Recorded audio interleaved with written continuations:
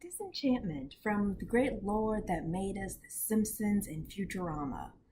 Wow, that is a heavy lineage, okay? That is incredibly tough. I mean, after 30 years of The Simpsons, who would think this guy even wanted to make more shows? But he did, and he made something that is very, very familiar and very different than both of his great shows, alright? And I think that's amazing. I love rewatching these episodes, okay? I think they're funny. They're softer, like the entire show is much softer than other adult animated features of today. But it's nice, okay? It's like watching an old Mel Brooks movie, alright? You really laugh because of the characters' awkwardness, their quirks, the way they say the lines, the way they kind of just say weird things, okay? They're not exactly hilarious or politically incorrect or truly depressing or thought provoking. Instead, they're just weird and they're funny. Like, the more you think about them in the moment, they're so funny. Okay, it's kind of the show where you could walk out of the room and walk back in, and something just on screen is so odd and ridiculous that it's funny. It's soft like that, and that's kind of refreshing, alright? I respect Rick and Morty very, very, very much, okay? For pushing those limits, for basically reaching in there, not just taking at your heart, but your lungs, all your vital organs, pulling them out, and then somehow blaming yourself for them. And with Rick and Morty actually makes sense. It's awesome and disgusting at the same time. Yeah, it's nowhere near as deprived and, well, smart as Rick and Morty, but that's okay. It doesn't have to be, okay?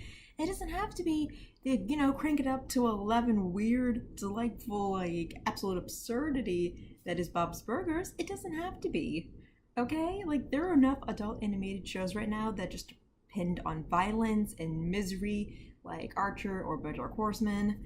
Okay, I'm comforting with an adult show that is soft, that is just, a little mundane, but also still pretty fantastical. Disenchantment, yeah, it's like watching a Mel Brooks movie. It's like watching Futurama again. God, it's almost like watching Shrek again, honestly. Just from the way the medieval world is, very now, or at least very 80s. It's kind of a refreshing, like, view not to see anyone on a cell phone. So, yeah, it makes sense that, the writers of this show, Matt Groening's old things are more set kind of in the 80s, like the middle-age 80s, than they are in very, very today present. And that's nice, okay? It's still pretty relatable because, I don't know, the characters are pretty good. Let's see, you got Princess Tia Beanie or Princess Bean. Okay, I love Bean's design. I love how she's got these big Timmy Turner buck teeth. I like her freckles, her white hair. I feel like is homage to that one princess from that Game of Thrones show. And that is neat, okay? She really stands out with that. Personality-wise, I feel like she's just a female version of Homer. Not as absolutely helplessly dim as Homer is, but there's something about her gullibility and her, weakness for drinking. And I like how the drinking is portrayed as something, she does for fun, and also what she does just because she feels really alone. That is a nice portrayal of it. And she's pretty damn funny, without, like, really desperately trying to be, just in more of a, oh, we've all been there, sweetie. We've had those pathetic moments, okay? She's in this state right now as a young woman where she knows for sure she doesn't want anyone else to tell her what to do, but she doesn't really know what to tell herself to do. Okay, and I find that very nice. Like, the way her voice actress stutters and all of that. I think she's very, very endearing. And yeah, she can handle herself in a fight. That's important to some people, but I just find her character very endearing. God, she looks so much fun to cosplay. Let's see. Also, we have Lucy, probably the most popular character I know of right now. He's played by Eric Andre, or is it? Yeah, Eric Andre. And honestly, I thought he was, Zoidberg from the Archer show. I really thought it was his voice actor. But no matter what it is, I really feel this guy is loving his role as this evil little cat demon. I really see the love and joy of it. I love Lucy's design. I love how he does all this stuff. I love how he's kind of like the Mushu to Bean's Mulan. Oh god, I love how dark and like cynical and sassy he is. And how like happy he is to be bad. Oh, these are all things I really like about him. Okay, even his big goofy nose is so cute. Oh, yeah, he's great. He's a good character. Then you have Elfo, and honestly, they really passed up a lot of bad cliches they could have used for a character like this. This shows that the crew knows what they're doing. Alright, yes, Elfo is from this annoyingly happy, giggly, candy-making village, But here's some things. He doesn't mind cursing. Like I was really worried about this kind of character using like new, cover up words like gumdrop, darn it. Instead, he just says "God damn it" like any other person would. And yeah, he's had sex. He's still a pretty naive, gullible person. But yeah, he's not a virgin. But you can still be stupid with, how to deal with relationships. Even though you've had one in the past, you're just, still learning stuff. And yes, he's kind of a wimp and all that jazz. And yeah, it's almost betrayed, like he's somebody's chewing toy. But still, there's lots of endearing qualities about Elfo. There's some where you feel for him and you can also hate him. Really, a lot of when he has a crush on Bean, it reminds me of Fry and Leela. And I thought, oh god, the pining is hopeless and pathetic, and god, that's not the thing we need right now. But on the other hand, it is nice to see that these two people are friends. Hell, even Lucy cares about them. Even though he is like, I'm too evil to care about anybody, he does care, okay? And that's kind of what makes Princess of Darkness one of my favorite episodes. Okay, like it all plays out so naturally to me. It starts out with Bean and the boys just kind of drinking, and because they're drinking so much, they make a lot of bad decisions, which just escalate and get worse to the point where Bean joins a gang and robs from her family crypt. And it's like, okay, if you've ever been like just desperate for drugs or try to impress cool people, you probably have pawn shop something very valuable of your grandma's before. In Bean's case, it's seeing her sweet Beepa's casket with skeleton and taking the necklace off of her. Yeah, it's huge regretful moments. It makes sense when you're the one doing them, but yeah. Ugh. And then there was this episode where Bean's dad is absolutely exhausted of her and he kicks her out. And she lives with her handmaiden's family for a minute. She tries to get a job, and I can feel for Bean so hard in those moments where she just keeps looking away. It's like, okay, yeah, you may not like all the duties of being a princess, but you did like the privilege of not having to like get off of your ass for anything too important. I get that. I so understand that. Ugh. And yeah, I thought the candy palace and the whole cannibal thing was creepy enough. Yeah, it was delightful, okay? I feel like I could have also seen it in a student film thing. I take that back. If it was a student film thing, I feel like they would have tried to like push the envelope and all that and tried to be as nasty as they could.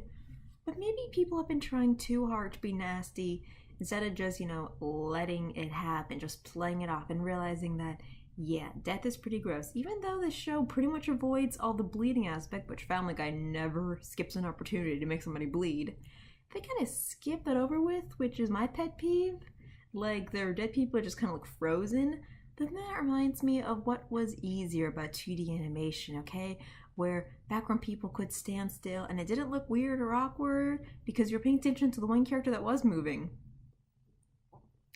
So yeah, there are some things about this show that taste a little stale because it's so old school, okay? I feel like I'm watching something that came from the past, and it is supposed to be based on the past, so that's nice, okay? It's nice.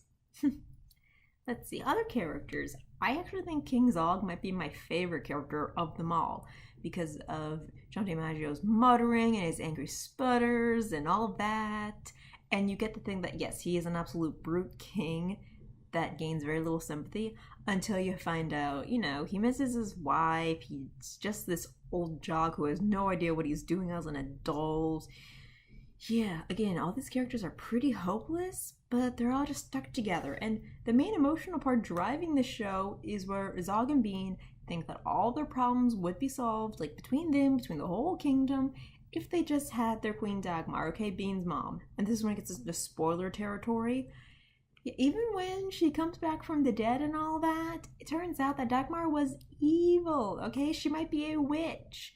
And that Bean may be a witch. It's strongly just implied in the very last episode, okay? It's like the most intense of all episodes. And it's great, okay? Oh my god. So I'm really excited to see what the hell's happening with Bean and her mom in the last episode. They've left Dreamland, their magical kingdom, dead to stone, except for Zog. And what the hell is Zog gonna do, okay? He basically kicked out his poor Queen Una and locked his other son, like Derek, in a tower. What the hell's up with them? I really want to know more about those characters. Okay, Bean has never seemed to like Una because it's like, yeah, she's a stepmom. And as Queenlies go, Una may not be happy, but she takes her duties, as a queen. She just married because she had to. Even if she's not happy with Zog exactly, she just does stuff because she has to. And I don't think Bean, relates with that, so that's why she never appreciated her stepmom. And that's sad, okay? Una's still a person. She didn't get a lot of exposure in this season, so I hope we do learn more about her. And about Derek, okay? If Derek is proof of anything, it's that, yeah, you can have both your parents alive, but when your dad still ignores you and acts like a jerk, you're kind of messed up as a person. And I want Bean to appreciate her little brother more, or at least give him a minute, okay? They both had to do it with Zog. God, there's not one quick fix to it, alright? It's more of just trying to become better people. Bean and Zog both have to do that. But God, I just want to learn more about everybody. I love how the Royal Vizier is played by the same guy who plays Kif. Kif was my favorite character, Futurama. Honestly, Futurama, I did not love growing up. Okay, I remember back and forth that it canceled, it came back. It canceled, it came back. It's who cares? It's always here or there. And the episodes kind of always had this jerking thing where you think you understand what's happening, but then it pulls it out because it's hey, aliens. Nothing really means what it means. Rick and Morty do that sometimes, but it's way more on the point of where the adventure is more important than the atmosphere, or at least they adapt into their atmosphere so much that plays well up to the world. So that's what makes Rick and Morty a great, evolution after Futurama. But does this mean Disenchantment had to beat all the shows that came before it? No, it doesn't, okay? It's just a show where it has this kind of strange, dark sense of humor without being too gory or graphic. I mean, it tries, but not very hard. So really, it's almost like watching a play. Okay, the dialogue is the dialogue is the strongest part. So if you were to watch characters just, actors dressed up like these characters loosely on a stage, it can still pretty much pull through because it's just so funny, and because it all goes back and forth between them and all their feelings and just the absurdity of their situations that they create for themselves. Yeah, I like it. I like Disenchantment for these reasons, and I cannot wait for another season. Part 2 come up. I'm so curious. I know that because it's Netflix, it'll have to be a year, but still, I'm looking forward to it.